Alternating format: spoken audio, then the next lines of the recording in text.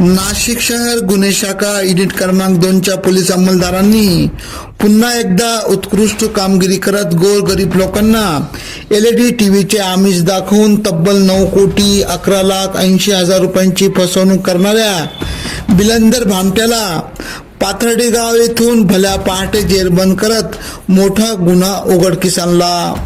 नाशिकच्या सरकारवाडा पोलीस ठाणे हद्दीत मा गायत्री मार्केटिंग स्कीम मध्ये सहभाग घेऊन दरमहा काही रक्कम भरा व 15 महिन्यानंतर LED टीव्ही घ्या अशी आशियाची जाहिरात करत तब्बल 9,700 गुंतवणूकदाराचे पैसे घेऊन फसवणूक करून फरार झालेला या बिलंदरचा शोध घेत 9 वर्षानंतर का होईना शोधून काढले।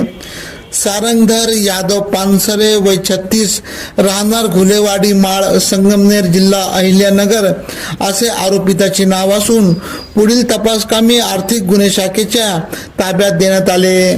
सदरची कामगिरी गुन्हे शाखा युनिट क्रमांक 2चे सहाय्यक पोलीस निरीक्षक प्रभारी अधिकारी हेमंत तोडकर, सहाय्यक पोलीस निरीक्षक डॉक्टर समाधान हिरे, सहाय्यक पोलीस उपनिरीक्षक संजय सानप, पोलीस हवालदार मनोहर शिंदे, नंदकुमार नांदुर्डीकर, चंद्रकांत गवळी, वाल्मिक चव्हाण, पोलीस हवालदार सुनील खैरनार आदींनी केली।